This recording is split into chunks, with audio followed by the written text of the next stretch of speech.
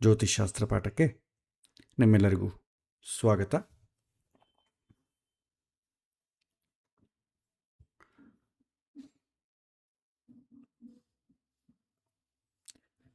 ಕಳೆದ ಬಾರಿ ನಾವು ಮುಹೂರ್ತವನ್ನು ಪರಿಚಯವನ್ನು ಮಾಡಿದ್ವಿ. ಉಪೋದ್ಘಾತವನ್ನು, ಸಾಮಾನ್ಯವಾದಂಥ ಜನಸಾಮಾನ್ಯರಲ್ಲಿರುವಂಥ ಪ್ರಶ್ನೆಗಳಿಗೆ ಉತ್ತರವನ್ನು ತಿಳ್ಕೊಂಡ್ವಿ. ಇವತ್ತು ಸ್ವಲ್ಪ ಮುಹೂರ್ತವನ್ನು ನೋಡುವುದಕ್ಕಾಗಿ ಏನೇನು ಪ್ಯಾರಾಮೀಟರ್ಸ್ ನೋಡಬೇಕು ಅಂತಂಬುದನ್ನು ಒಂದು ಪ್ರಾಕ್ಟಿಕಲ್ ಅಪ್ರೋಚ್ನಾಗೆ ನಾವು ನೋಡ್ತಾ ಹೋಗೋಣ. ನಮಗೆ ಲಾಸ್ಟ್ ಕ್ಲಾಸ್ನಲ್ಲಿ ಷೋಡಶ ಸಂಸ್ಕಾರಗಳ ಬಗ್ಗೆ ನಾವು ಹೇಳಿದ್ವಿ. ಇವುಗಳಿಗೆಲ್ಲ ಕೂಡ ಶಾಸ್ತ್ರೋಕ್ತವಾಗಿ ಮುಹೂರ್ತವನ್ನು ರೆಕಮೆಂಡ್ ಮಾಡಿದ್ದನ್ನು ನಾವು ನೋಡ್ಬೋದು. ಈ ಮುಹೂರ್ತಕ್ಕೆ ಸಂಬಂಧಪಟ್ಟ ಬಹಳ ಬುಕ್ಸ್ ಇದೆ. ಹೆಚ್ಚು ನಿರ್ಣಯ ಸಿಂಧು ಅಂತ ಪುಸ್ತಕದಲ್ಲಿ ನಿಮ್ಗೆ ಹೆಚ್ಚು ಮುಹೂರ್ತದ ಬಗ್ಗೆ, ಆ ಕಾರ್ಯದ ಬಗ್ಗೆ, ಆ ಸಂಸ್ಕಾರದ ಬಗ್ಗೆ, ಹಿಂದೆ ಏನೇನು ಆಚರಣೆಯಲ್ಲಿ ಇತ್ತು ಅಂತಂಬುದು ಕೂಡ ಸಿಗತ್ತೆ. ಆಮೇಲೆ ಇದರಲ್ಲಿ ಈ ಸಂಸ್ಕಾರಗಳಲ್ಲಿ ನಾವು ಹೆಚ್ಚು ಮುಹೂರ್ತಕ್ಕೆ ನೋಡೋದೊಂದು ವಿವಾಹಕ್ಕೆ. ಹೆಚ್ಚು ಕಂಡೀಷನ್ಸು ಎಲ್ಲ ಇರೋದು ವಿವಾಹಕ್ಕೆ ಜಾಸ್ತಿ ಇದೆ. ನಂತರ ಉಪನಯನ, ನಂತರ ನಾಮಕರಣ. ಒಂದು ವಿವಾಹಕ್ಕೆ ಮುಹೂರ್ತ ಇಡೋದು ಬಂದರೆ ಆಟೋಮೆಟಿಕ್ಕಾಗಿ ಎಲ್ಲದಕ್ಕೂ ಮುಹೂರ್ತ ಇಡೋದು ತುಂಬ ಸುಲಭ. ಸೊ ಹಾಗಾಗಿ ಇವತ್ತು ಹೆಚ್ಚು ವಿವಾಹದ ಬಗ್ಗೆ ಕೇಳ್ತಿರೋದ ಕಾರಣ ನಾವು ಆ ಪಾಯಿಂಟ್ ಆಫ್ ವ್ಯೂಲಿ ಮುಹೂರ್ತವನ್ನು ನೋಡ್ತಾ ಹೋಗೋಣ. ಉಳಿದಂಥ ವಿಚಾರಗಳಿಗೆ ಹೇಗೆ ಆಯ್ಕೆ ಮಾಡ್ಕೋಬೇಕು ಅಂತಂಬೋದು ತನ್ನಷ್ಟಕ್ಕೆ ತಾನೇ ಗೊತ್ತಾಗ್ಬಿಡ್ತದೆ. ಈಗ ನಾವು ಪ್ಯಾರಾಮೀಟರ್ಸ್ ನೋಡೋಣ. ಮುಹೂರ್ತಕ್ಕೆ ಸಂಬಂಧಪಟ್ಟ ಏನೇನು ವಿಚಾರವನ್ನು ನೋಡ್ತೇವೆ. ಮುಹೂರ್ತ ವಿಚಾರಕ್ಕೆ ನಾವು ನೋಡೋ ಕಾಲಕ್ಕೆ ಶುಭ ಗ್ರಹಗಳ ಅಸ್ತ ಏನಾದರೂ ಆಗಿದೆಯಾ ಅಂತ ನೋಡ್ತೇವೆ. ನಂತರ ಮಾಸ ಶುದ್ಧಿ, ಅಂದರೆ ಒಳ್ಳೆಯ ಮಾಸವನ್ನು ಆಯ್ಕೆ ಮಾಡಿಕೊಳ್ಬೇಕು. ಆಮೇಲೆ ಪಂಚಾಂಗ ಶುದ್ಧಿ. ಪಂಚಾಂಗ ಅಂದರೆ ತಿಥಿ, ವಾರ, ನಕ್ಷತ್ರ, ಯೋಗ, ಕರ್ಣ, ಈ 5 ಅಂಗಗಳು ಕೂಡ ಶುದ್ಧವಾಗಿರಬೇಕು, ಅಂದರೆ ಒಳ್ಳೆಯದಾಗಿರಬೇಕು. ನಂತರ ತಾರಾಬಲ, ಚಂದ್ರಬಲ, ಲಗ್ನಬಲ. ಆಮೇಲೆ ವಿವಾಹಕ್ಕೆ ಸ್ಪೆಷಲ್ಲಾಗಿ ತೊಗೊಂಡ್ರೆ ನಾವು ಏಕವಿಂಶತಿ ದೋಷಗಳು ಅಂತೇವೆ, ಅದನ್ನು ಕನ್ಸಿಡರ್ ಮಾಡ್ತೇವೆ. ಇನ್ನು ಸಣ್ಣ ಪುಟ್ಟದ್ದು ಮಿಸ್ಲೇನಿಯಸ್ ವಿಷಯಗಳು. 6th ಪಾಯಿಂಟ್ವರೆಗೂ ಆಲ್ಮೋಸ್ಟ್ ಆಲ್ ಎಲ್ಲ ಸಂಸ್ಕಾರಗಳಿಗೂ ಒಂದೇ ರೀತಿ ಇರ್ತದೆ. ವಿವಾಹಕ್ಕೆ ಮಾತ್ರ ಅಡಿಷ್ನಲ್ ಆಗಿ ಈ ಏಕವಿಂಶತಿ ದೋಷ ಅಂದರೆ 21 ದೋಷಗಳನ್ನು ಕನ್ಸಿಡರ್ ಮಾಡುವಂಥ ಪರಿಸ್ಥಿತಿ ಇದೆ. ಇನ್ನು ಉಳಿದಂಥ ಚಿಕ್ಕ ಚಿಕ್ಕ ವಿಚಾರಗಳೆಲ್ಲ ಕೂಡ ಮಿಸ್ಲೇನಿಯಸಲ್ಲಿ ಬರುತ್ತೆ. ಸೊ ಇದು ನಮ್ಮ ಫಾರ್ಮೆಟ್, ನಾವು ನೋಡಬೇಕಾದಂಥ ವಿಚಾರ. ಇದೇ ಸೀಕ್ವೆನ್ಷಿಯಲ್ ಆರ್ಡರ್ನಾಗೆ ನಾವು ಮುಹೂರ್ತವನ್ನು ಹುಡ್ಕೊಂಡು ಹೋಗ್ತೇವೆ. ಮುಹೂರ್ತ ಫಿಕ್ಸ್ ಆಗಬೇಕಾದ್ರೆ ವಸ್ತು ಗುರು ಶುಕ್ರಗಳ ಅಸ್ತ ಆಗಿದೆಯಾ ಅಂತ ನೋಡ್ತೇವೆ. ನಂತರ ಒಳ್ಳೆ ಮಾಸ ಇದೆಯಾ ಅಂತ ನೋಡ್ತೇವೆ. ಆ ಮಾಸ ಸಿಕ್ಕಿದ ನಂತರ ಒಳ್ಳೆ ಆ ಮಾಸದಲ್ಲಿ ಪಂಚಾಂಗ ಶುದ್ಧಿ ಇರುವಂಥ ದಿನವನ್ನು ನೋಡ್ತೇವೆ. ಆ ದಿನದಲ್ಲಿ ತಾರಾಬಲ, ಚಂದ್ರಬಲ ನೋಡ್ತೇವೆ. ಆ ದಿನದಲ್ಲಿ ಲಗ್ನ ಯಾವುದು ಫಿಕ್ಸ್ ಮಾಡ್ತೇವೆ. ಉಳಿದಂಥ ದೋಷಗಳನ್ನು ಕನ್ಸಿಡರ್ ಮಾಡ್ತೇವೆ. ಒಂದು ಮುಹೂರ್ತವನ್ನು ಫಿಕ್ಸ್ ಮಾಡ್ತೇವೆ. ಇದು. ಸೊ ನಾವು ಪ್ರಾಕ್ಟಿಕಲ್ ಅಪ್ರೋಚ್ ಹೋಗೋಣ. ಮೊದಲು ಶುಭ ಗ್ರಹಗಳ ಅಸ್ತಂಗತ ಆಗೋದು. ಶಾಸ್ತ್ರ ಏನು ಹೇಳುತ್ತೆ, ಬಹಳಷ್ಟು ಉತ್ತರ ಕಾಲಾಮೃತ ಆಗಲಿ, ಕೆಲವೊಂದು ಮುಹೂರ್ತಕ್ಕೆ ಸಂಬಂಧಪಟ್ಟಂಥ ಗ್ರಂಥಗಳಲ್ಲಿ ಏನು ಹೇಳುತ್ತೆ, ಶುಭ ಗ್ರಹಗಳು ಅಸ್ತ ಆಗಬಾರದು. ಯಾಕೆಂದರೆ ನಮ್ಮ ಜೀವನದಲ್ಲಿ ಏನಾದರೂ ಸಂಸ್ಕಾರಗಳು ಶುಭ ನಡಿಬೇಕು ಅಂತಂದರೆ ಶುಭ ಗ್ರಹಗಳು ಬಲವಾಗಿರಬೇಕು. ಅಂಥ ಸಮಯದಲ್ಲಿ ಮಾಡಬೇಕು. ಹೇಳಿದ್ವಲ್ಲ, ಮುಹೂರ್ತ ಅಂತಂದರೆ ಪ್ರಕೃತಿಗೆ ಅನುಕೂಲವಾದಂಥ ಕಾಲದಲ್ಲಿ ನಾವು ಮಾಡಬೇಕು. ಟ್ಯೂನ್ ಆಗಬೇಕು. ನಮ್ಮ ಕ್ರಿಯೆಗಳು ಪ್ರಕೃತಿಗೆ ಟ್ಯೂನ್ ಆಗಬೇಕು. ಅದಕ್ಕೆ ನಾವು ಮುಹೂರ್ತ ಅಂತೇವೆ. ಯಾವ ಸಮಯದಲ್ಲಿ ಬೇಕಾದ್ರೂ ಮಾಡ್ಬೋದು, ಅದಕ್ಕೇನಿಲ್ಲ. ಆದರೆ ಕೆಲ ಸಮಯದಲ್ಲಿ ಮಾತ್ರ ಪ್ರಕೃತಿ ನಮಗೆ ಸಹಕಾರ ಮಾಡುತ್ತೆ. ಉದಾಹರಣೆಗೆ ಲಾಸ್ಟ್ ಕ್ಲಾಸ್ ನೋಡಿದ್ವಿ, ಒಂದು ಬೀಜ ಬಿತ್ತಬೇಕಾದ್ರೆ ಯಾವಾಗ ಬೇಕಾದ್ರೂ ಬಿತ್ಕೋಬೋದು, ಅದೇನು ತೊಂದರೆ ಇಲ್ಲ. ಆದರೆ ನಾವು ಜೂನ್ ಮಾಸದಲ್ಲೇ ಯಾಕೆ ಬಿತ್ತೇವೆ, ಮಳೆಗಾಲಕ್ಕೆ ಪ್ರಾರಂಭ ಆಗೋ ಸಮಯದಲ್ಲಿ? ಏಕೆಂದರೆ ಆಗ ಬಿತ್ತಿದರೆ ಅದರ ಬೆಳೆಯೋ ತನಕ ವಾತಾವರಣ ಸಾನುಕೂಲವಾಗಿರುತ್ತೆ ಅಂತಂಬ ಉದ್ದೇಶದಿಂದ. ಇಲ್ಲಿಯೂ ಅಷ್ಟೇ, ನೀವು ಒಳ್ಳೆ ಬೇಸಿಗೆ ಕಾಲದಲ್ಲಿ ಫೆಬ್ರವರಿ ತಿಂಗಳಲ್ಲಿ ಬೀಜ ಬಿತ್ತಿದ್ರೆ ಏನಾಗ್ತದೆ, ಬರಬಹುದು, ಬರದೇ ಇರ್ಬೋದು. ಯಾಕೆಂದರೆ ಪ್ರಕೃತಿ ಸಹಕಾರ ಮಾಡೋದಿಲ್ಲ. ಹಾಗೆಯೇ ನಮ್ಮೊಂದು ಮನುಷ್ಯನ ಪ್ರತಿಯೊಂದು ಚಟುವಟಿಕೆ ಕೂಡ ಪ್ರಕೃತಿಗೆ ಅನುಸಂಧಾನ ಆಗಿರುತ್ತೆ. ಹಾಗಾಗಿ ನಮ್ಮ ಪ್ರಯತ್ನಕ್ಕೆ ಪ್ರಕೃತಿ ಸಹಕಾರ ಮಾಡಬೇಕು. ಆ ಕಾರಣಕ್ಕಾಗಿ ಪ್ರಕೃತಿ ಸಹಕಾರ ಮಾಡಬೇಕು.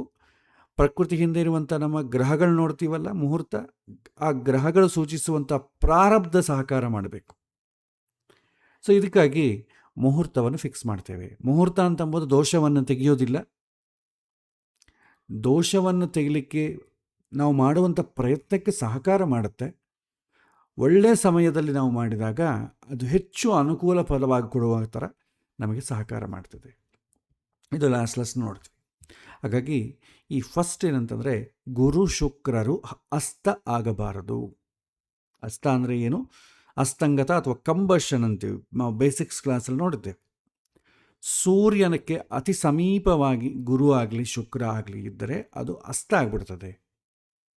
ಅಂದರೆ ಸೂರ್ಯನ ಡಿಗ್ರೀಸ್ಗೂ ಈ ಗುರುವಿನ ಡಿಗ್ರೀಸ್ಗೂ ಮಧ್ಯ ಅಂತರವನ್ನು ನೋಡಿದರೆ, ಡಿಫ್ರೆನ್ಸ್ ನೋಡಿದ್ರೆ 10 ಡಿಗ್ರಿಗಿಂತಲೂ ಕಡಿಮೆ ಇತ್ತು ಅಂದ್ಕೊಳ್ಳಿ, ಗುರುಗ್ರಹ ಅಸ್ತ ಆಗಿದೆ ಅಂತ ಅರ್ಥ. ಈಗ ಸಪೋಸ್ ಸೂರ್ಯನ ಹತ್ತಿರ ಯಾವುದನ್ನ ಒಂದು ಗ್ರಹ ಹೋಯ್ತು ಅಂದ್ಕೊಳ್ಳಿ, ಆ ಗ್ರಹ ನಮಗೆ ಕಾಣಲ್ವಲ್ಲ, ಅಂದರೆ ಅದರ ಪ್ರಭಾವ ನಮಗೆ ಅನುಕೂಲ ಆಗೋದಿಲ್ಲ. ಅದಕ್ಕೆ ಗುರು ಶುಕ್ರ ಈ ಷೋಡಶ ಕರ್ಮಗಳಿಗೆ ಈ 2 ಶುಭ ಗ್ರಹಗಳು ತುಂಬ ಮುಖ್ಯ. ಹಾಗಾಗಿ ಒಳ್ಳೆ ಸಂಸ್ಕಾರಗಳಿಗೆ ಶುಭ ಗ್ರಹಗಳು ಅಸ್ತಂಗತ ಆಗಬಾರದು. ಅದು ಷೋಡಶ ಸಂಸ್ಕಾರಗಳಿಗೆ ಮಾತ್ರ ಹೇಳ್ತಾರೆ. ಇವತ್ತು ಒಂದು ಆಫೀಸಿಗೆ ಜಾಯಿನ್ ಆಗಬೇಕು, ಅದಕ್ಕೆಲ್ಲ ಏನು ಅವಶ್ಯಕತೆ, ಅದೇ ಷೋಡಶ ಸಂಸ್ಕಾರದಲ್ಲಿ ಬರೋದಿಲ್ಲ. ಷೋಡಶ ಸಂಸ್ಕಾರದಲ್ಲಿ ಏನು ಹೇಳ್ತಾರೆ, ಅದಕ್ಕೆ ಗುರು ಶುಕ್ರ ಅಸ್ತ ಆಗಬಾರದು. ಶುಕ್ರ ಸೂರ್ಯನ ಅಂತರದಲ್ಲಿ 8 ಡಿಗ್ರಿಗಿಂತಲೂ ಕಡಿಮೆ ಇದ್ದರೆ ಅಸ್ತ ಆಗಿಬಿಡ್ತಾನೆ. ಸೊ ಇದು ನಾವು ಕಂಡೀಷನ್ ಫಾಲೋ ಆಗ್ತೇವೆ. ನಿಮಗೆ ಪಂಚಾಂಗಗಳಲ್ಲಿ ಕೂಡ ಶುಕ್ರ ಅಸ್ತ ಅಂತಾರೆ, ಕೆಲವೊಂದು ಜನ ಮೌಢ್ಯ ಅಂತಾರೆ, ಅಸ್ತಂಗತ ಅಂತಾರೆ, ಇಂಗ್ಲೀಷ್ನಲ್ಲಿ ಕಂಬಸ್ಟ್ ಅಂತಾರೆ. ಸೊ ಇದು ಆಗಬಾರದು. ಅಂಥ ಮಾಸವನ್ನು ನೀವು ಆಯ್ಕೆ ಮಾಡ್ಕೋಬೇಕು.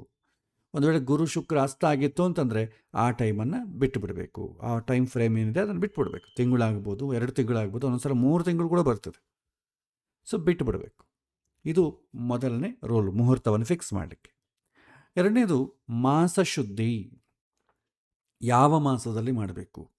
ಹಿಂದಿನ ಕಾಲದಲ್ಲೆಲ್ಲ ಕೂಡ ಎಲ್ಲರೂ ಬೇಸಾಯವನ್ನು ಜಾಸ್ತಿ ಮಾಡ್ತೀವಿ. 80% ಆಫ್ ಪೀಪಲ್ ಬೇಸಾಯ. ಅದು ಎಲ್ಲ ಸಮಾಜದ ಮೇಲೆ ತುಂಬ ಒಂಥರ ಹಳ್ಳಿಗಳಲ್ಲಿ ನೋಡಿದ್ರೆ ಮಳೆ ಬಂತು ಅಂದರೆ ಎಲ್ಲರೂ ಬ್ಯುಸಿ ಆಗಿಬಿಡ್ತಾರೆ, ಯಾವುದೋ ಹೊಸ ಕಾರ್ಯಗಳು ತೊಗೊಳ್ಳಲ್ಲ. ಸೊ ಹಾಗಾಗಿ ಕೆಲ ಮಾಸಗಳಲ್ಲಿ ಪ್ರಾರಂಭ ಮಾಡಿದರೆ ಅವರು ಮಾಡುವಂಥ ಕೆಲಸಗಳಿಗೆ ಪ್ರಕೃತಿಗೆ ತೊಂದರೆ ಆಗ್ತದೆ. ಅದಕ್ಕೆ ಕೆಲ ಮಾಸದಲ್ಲಿ ಪ್ರಾರಂಭ ಮಾಡಬೇಡಿ ಅಂತ ಹೇಳ್ತಾರೆ. ಅದು ನೀವು ನೋಡಿದರೆ ಮಾಸ ವಿಚಾರದಲ್ಲಿ ನಾನಿಲ್ಲಿ ಕಲರ್ ಕೋಡಿಂಗ್ ಕೊಟ್ಟಿದ್ದೇನೆ. ಯಾವ ಮಾಸ ಶ್ರೇಷ್ಠ ಅಂತ ಶಾಸ್ತ್ರ ರೆಕಮೆಂಡ್ ಮಾಡುತ್ತೆ ಅಂತಂದರೆ, ವೈಶಾಖ ಮಾಸ, ಶ್ರಾವಣ ಮಾಸ, ಆಶ್ವಯುಜ ಮಾಸ, ಮಾರ್ಗಶೀರ್ಷ ಮಾಸ, ಮಾಘ ಮಾಸ, ಫಾಲ್ಗುಣ ಮಾಸ. ಇದು ಶ್ರೇಷ್ಠ ಅಂತ ಹೇಳುತ್ತೆ. ಕೆಲವಿಂದು ವಾತಾವರಣದ ಪ್ರಕೃತಿ ಕಂಡೀಷನ್ಸ್ ಪ್ರಕಾರ, ಇನ್ನು ಕೆಲವಿಂದು ಆ ಮಾಸದ ಧರ್ಮದ ಪ್ರಕಾರ ಇದನ್ನು ಮಾಡಿದೆ. ಇದರ ಬಗ್ಗೆ ಜಾಸ್ತಿ ಯಾಕೆ ಅಂತಂಬೋ ಪ್ರಶ್ನೆ ಈಗ ಮಾಡ್ಕೊಳ್ಳೋದು ಬೇಡ, ಯಾಕೆಂದರೆ ಅದು ತುಂಬ ಟೈಮ್ ತೊಗೊಳುತ್ತೆ. ನಮಗೆ ಮುಹೂರ್ತ ಅಂತಂಬೋ ಟಾಪಿಕ್ ಡೈವರ್ಟ್ ಆಗಿಬಿಡ್ತದೆ. ಮತ್ತೆ ನೋಡೋಣ. ಮೊದಲು ಪ್ಯಾರಾಮೀಟರ್ಸ್ ಹೇಳ್ತೇನೆ.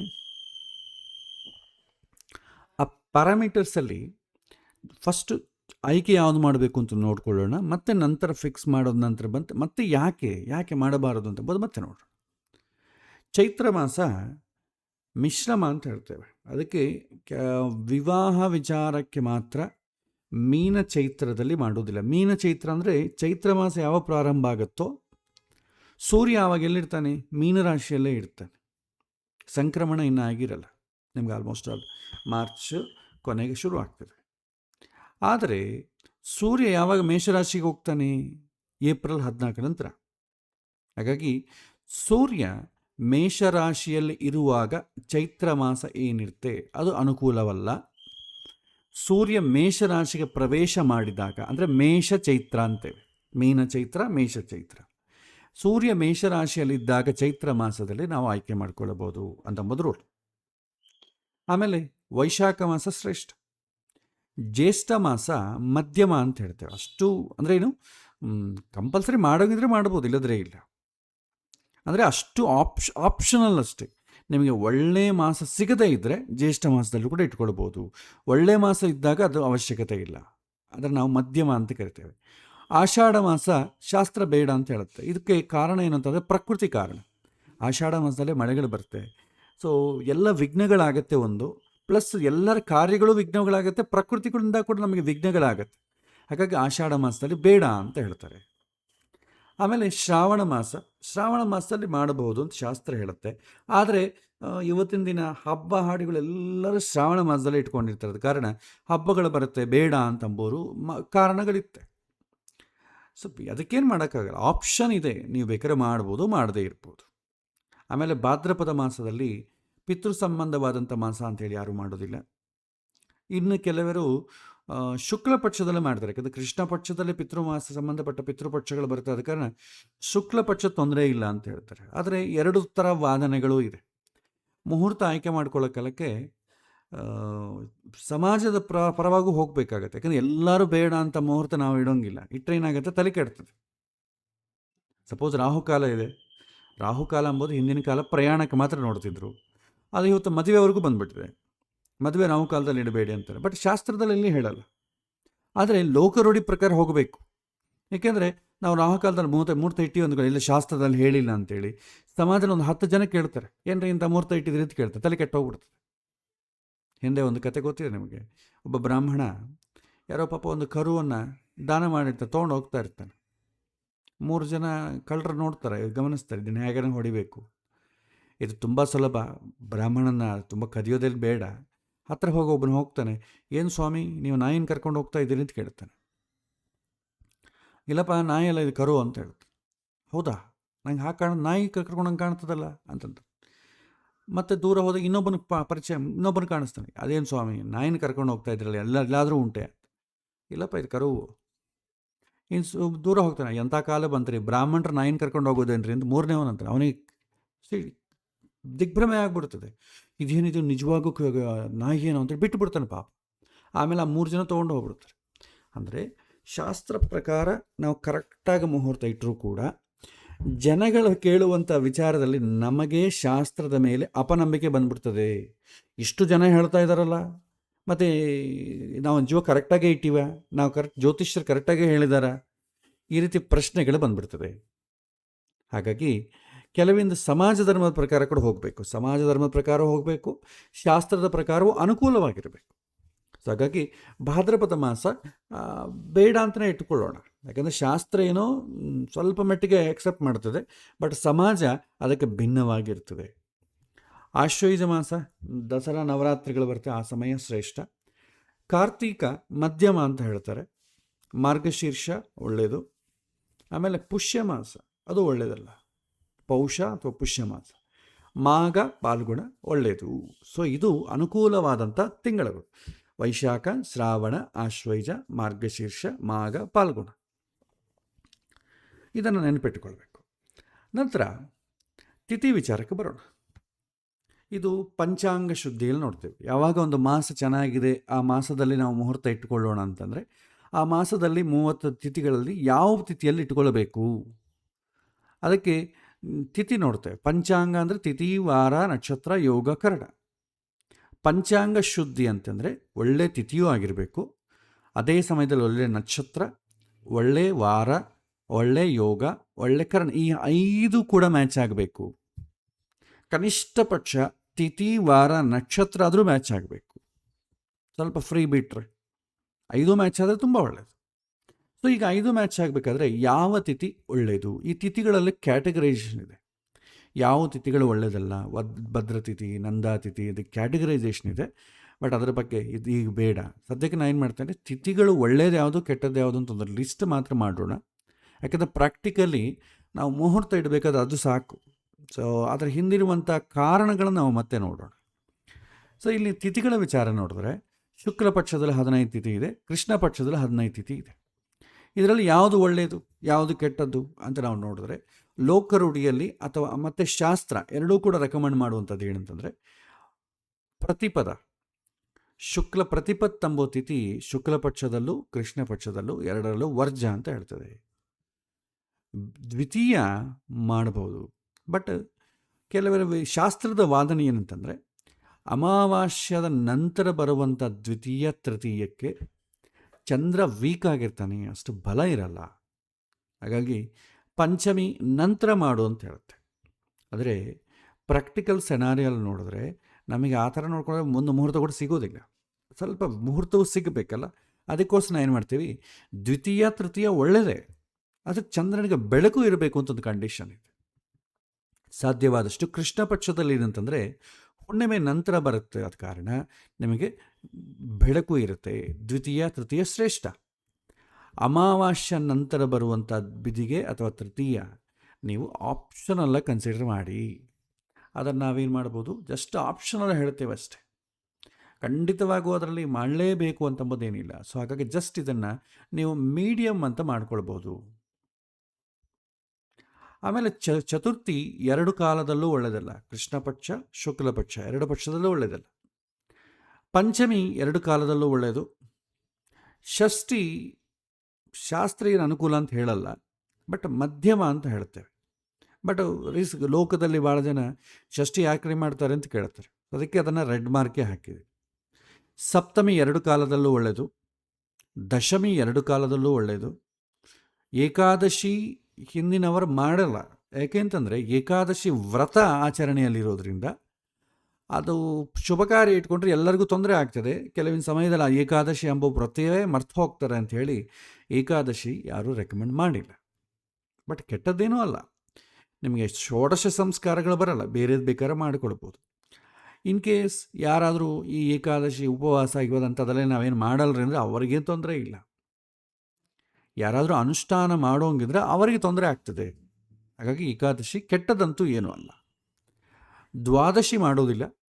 ತ್ರಯೋದಶಿ ಶುಕ್ಲಪಕ್ಷ ತ್ರಯೋದಶಿ, ಹುಣ್ಣಿಮೆ ಮುಂಚೆ ಬರುವಂಥ ತ್ರಯೋದಶಿ ಒಳ್ಳೆಯದು ಅಂತ ಹೇಳ್ತಾರೆ. ಇನ್ನು ಹುಣ್ಣಿಮೆ ಕಡೆ ಹೋಗುವಂಥ ತ್ರಯೋದಶಿ ಬೆಳಕು ಕಡಿಮೆ ಅದು ಇರೋದೇ ಇಲ್ಲ, ಹಾಗಾಗಿ ಅದು ವರ್ಜ ಅಂತ ಹೇಳ್ತಾರೆ.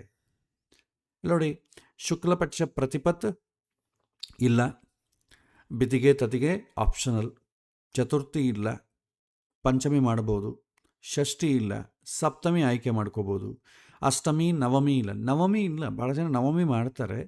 ನವಮಿಯಿಂದ ಏನಾಗುತ್ತೆ ಅಂದರೆ ಅದನ್ನು ಏನೋ ತೊಂದರೆಗಳಾಗ್ತದೆ, ಕಾರ್ಯಗಳಿಗೆ ತೊಂದರೆ ಆಗದೆ ಇದ್ರೂ ಬಂದವರಿಗೆ ಕೆಳಗೆ ಬೀಳೋದು, ಪ್ರಯಾಣಗಳು, ಈ ಥರ ತೊಂದರೆಗಳಾಗ್ತದೆ. ಸೊ ಹಾಗಾಗಿ ನವಮಿ ಒಳ್ಳೆಯದಲ್ಲ. ದಶಮಿ ಒಳ್ಳೆಯದು, ಏಕಾದಶಿ ಆಪ್ಷನಲ್.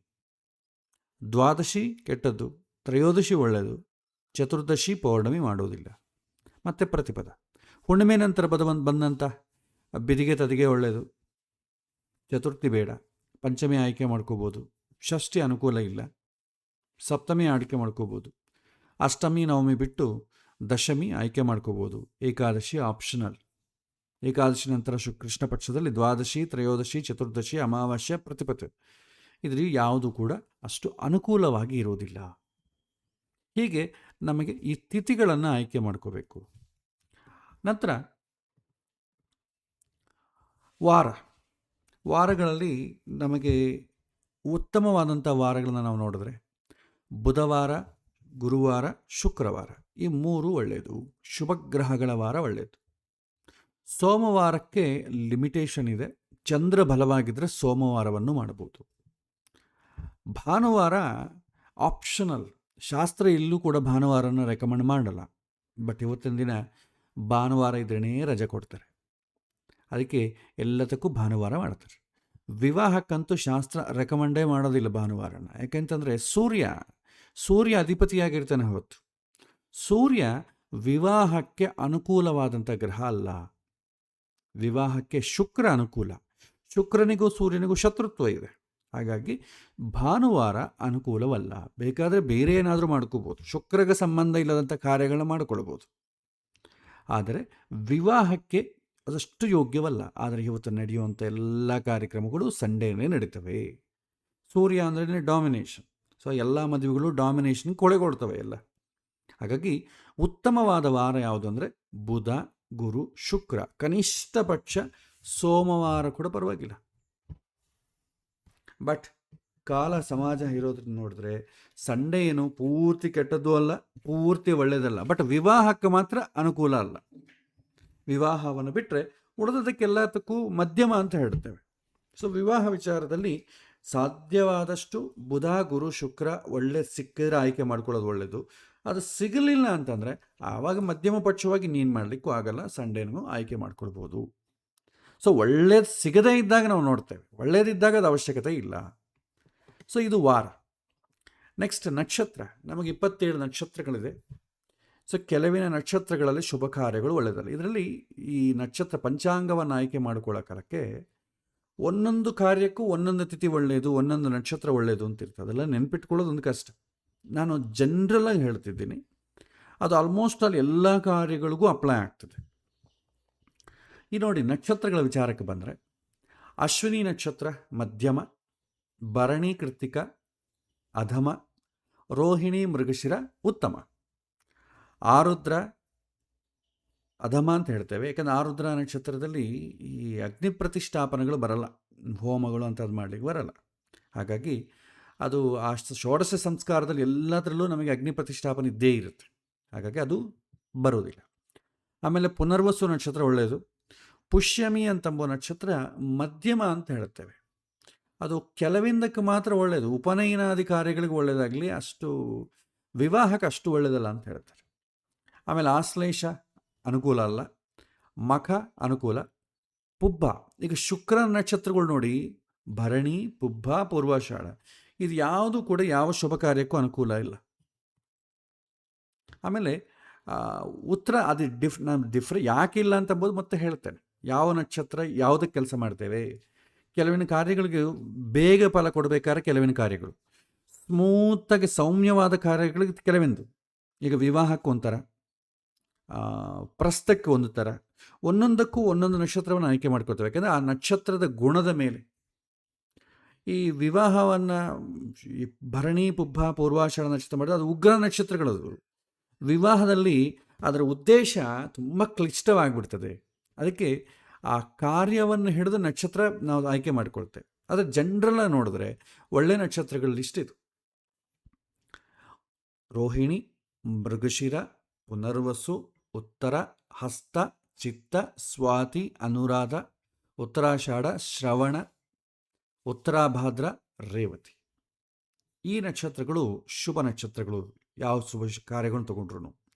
ಅಶ್ವಿನಿ, ಮಖ, ಧನಿಷ್ಠ, ಶತಭಿಷ, ಮೂಲ ಇವೆಲ್ಲ ಕೂಡ ಮಧ್ಯಮ ನಕ್ಷತ್ರಗಳು. ಇನ್ನು ಭರಣಿ, ಕೃತ್ತಿಕ, ಆರುದ್ರ, ಆಶ್ಲೇಷ, ಪುಬ್ಬ, ವಿಶಾಖ, ಜ್ಯೇಷ್ಠ, ಪೂರ್ವಾಷಾಢ, ಪೂರ್ವಭಾದ್ರ ಇದು ಅಧಮ ನಕ್ಷತ್ರಗಳು. ಸೊ ಸಾಧ್ಯವಾದಷ್ಟು ಮುಖ್ಯವಾದ ಉತ್ತಮ ನಕ್ಷತ್ರಗಳನ್ನೇ ನಾವು ಆಯ್ಕೆ ಮಾಡಿಕೊಳ್ಬೇಕು. ನೆಕ್ಸ್ಟ್ ಯೋಗ. ಈ ಯೋಗ ವಿಚಾರದಲ್ಲಿ ನಮಗೆ ನೋಡಿ, ಯೋಗ ಅಂತಂದರೆ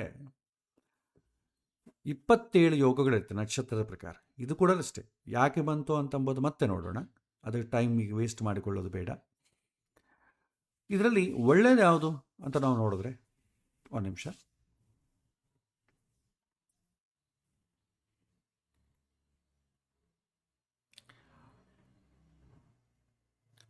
ನೋಡಿ, ಪ್ರೀತಿ, ಆಯುಷ್ಮಾನ್ ಯೋಗ, ಸೌಭಾಗ್ಯ ಯೋಗ, ಶೋಭನ ಯೋಗ, ಸುಕರ್ಮ ಯೋಗ, ಧೃತಿ, ವೃದ್ಧಿ, ಧ್ರುವ, ಹರ್ಷಣ, ಸಿದ್ಧಿ, ವರೀಯನ್, ಶಿವಯೋಗ, ಸಾಧ್ಯ, ಶುಭ, ಬ್ರಹ್ಮ, ಇಂದ್ರ. ಈ ಯೋಗಗಳು ತುಂಬ ಉತ್ತಮವಾದ ಯೋಗಗಳು. ಇನ್ನು ವಿಷ್ಕಂಬ, ಅತಿಗಂಡ, ಶೂಲ, ಗಂಡ, ವ್ಯಾಘಾತ, ಆ ಪದಗಳು ನೋಡ್ರೆ ಸ್ವಲ್ಪ ಕಠಿಣವಾಗಿರುತ್ತೆ. ಆಮೇಲೆ ವಜ್ರ, ವ್ಯತಿಪಾತ, ಪರಿಗ, ಸಿದ್ಧ, ಶುಕ್ಲ, ವೈದ್ಯುತಿ, ಈ ಯೋಗಗಳು ಅನುಕೂಲವಾದಂಥ ಯೋಗಗಳಲ್ಲ.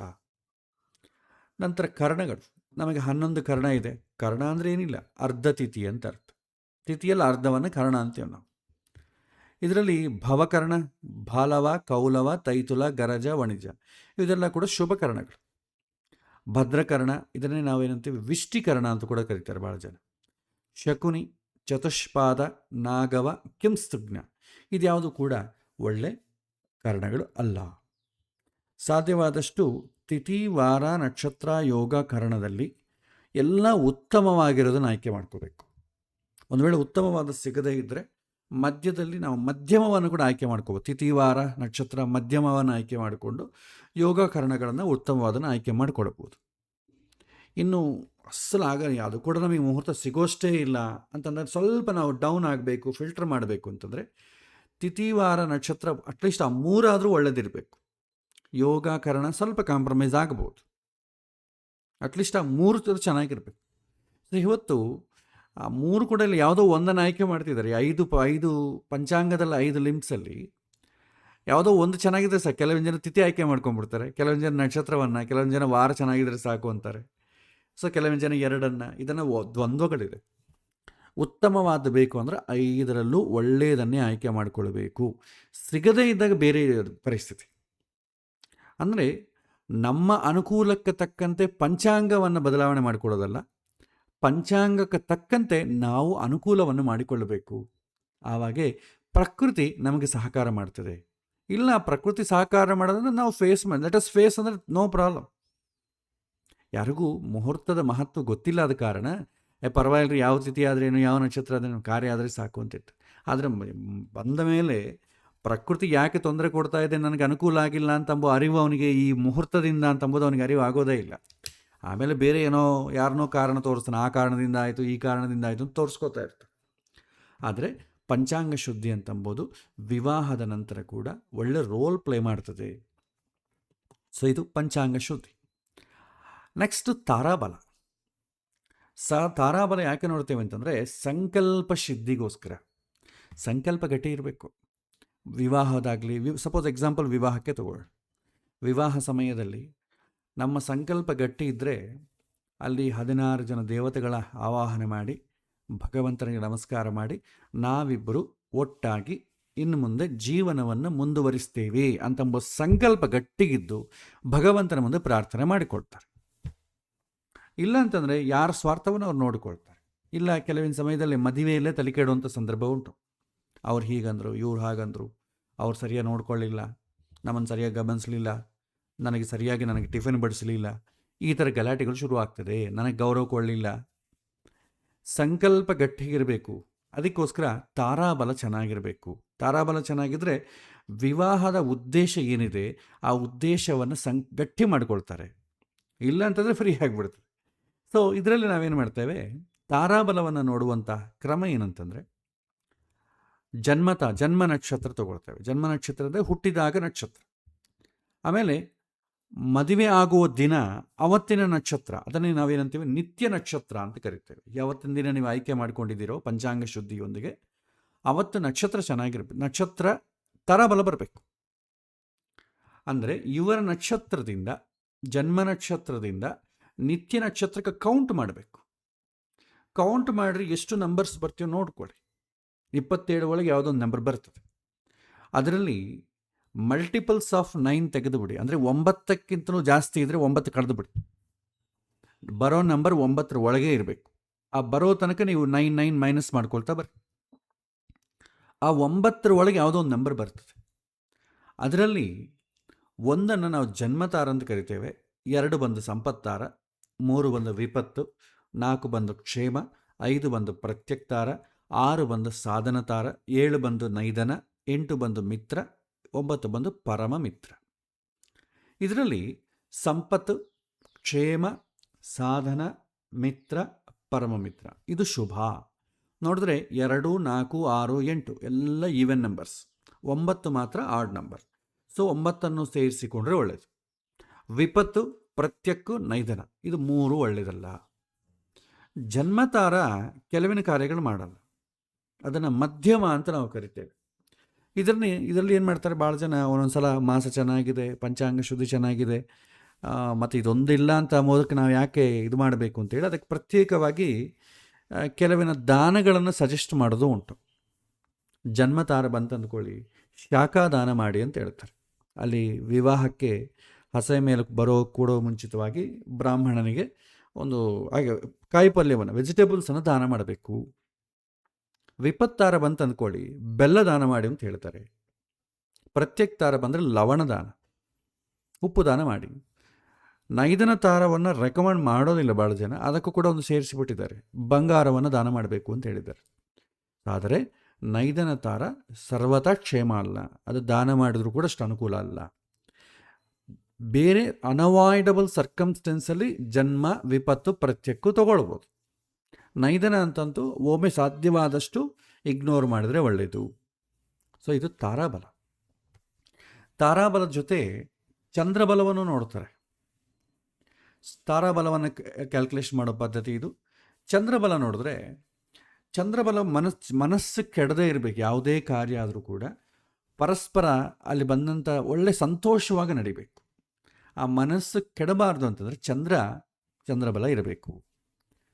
ಸೊ ಇದು ಹೇಗೆ ನೋಡ್ತೇವೆ, ನಮ್ಮ ಜನ್ಮ ರಾಶಿಯಿಂದ ಅವತ್ತಿನ ದಿನ ಚಂದ್ರ ಯಾವ ರಾಶಿ ಇದ್ದಾನೋ ಅಲ್ಲಿವರೆಗೂ ನಾವು ಕೌಂಟ್ ಮಾಡ್ತೇವೆ.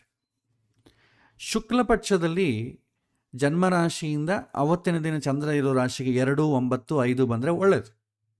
ಕೃಷ್ಣ ಪಕ್ಷದಲ್ಲಿ 4, 7, 12 ಒಳ್ಳೆಯದು. 2 ಪಕ್ಷದಲ್ಲೂ ಕೂಡ 1, 3, 6, 7, 10, 11 ಒಳ್ಳೆಯದು. ಉಳಿದದ್ದು ಅನುಕೂಲ ಅಲ್ಲ. ಸೊ ಹೀಗೆ ನಾವು ಒಂದಿಷ್ಟು ಇಟ್ಕೊಳ್ತೇವೆ. ಈ ಚಂದ್ರಬಲವನ್ನು ನೋಡ್ತೇವೆ. ಆದರೆ ಇವತ್ತು ಚಂದ್ರಬಲ ಆಪ್ಷನಲ್ ಆಗಿದೆ, ಖಂಡಿತ ನೋಡಬೇಕು ಅಂತೇನಿಲ್ಲ. ಎಲ್ಲ ಸಾಂಗಿ ಆಗಬೇಕು ಅಂದರೆ ಚಂದ್ರಬಲವನ್ನು ನೋಡ್ಕೋಬೋದು. ಒಂದು ವೇಳೆ ಚಂದ್ರಬಲ ಇಲ್ಲದ್ರೆ ಭಾಳ ಜನ ಏನು ಮಾಡ್ತಾರೆ, ಅಕ್ಕಿ ದಾನವನ್ನು ಮಾಡ್ತಾರೆ. ಬಟ್ ಹೇಳಬೇಕಾದ್ರೆ ಇಟ್ಸ್ ಸ್ವಲ್ಪ ಆಪ್ಷನಲ್. ಯಾಕೆಂದರೆ ನಮ್ಮ ಇವತ್ತಿನ ದಿನ ಕಾರ್ಯಗಳಲ್ಲಿ ಟೆನ್ಷನ್ ಇಲ್ಲಾರ್ದೆ ಯಾವ ಕಾರ್ಯ ಆಗಲ್ವಲ್ಲ.